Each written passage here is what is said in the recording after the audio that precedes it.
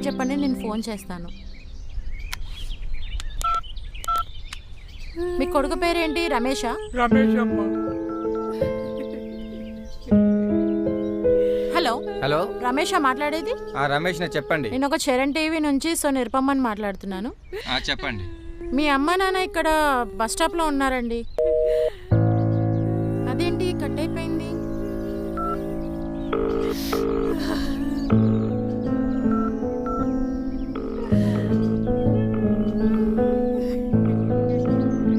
మీ అబ్బాయి ఫోన్ ఎత్తట్లేదండి. వాడు అలానే చేస్తున్నాడమ్మా, కావాలనే చేస్తున్నట్టుంది. అవునా?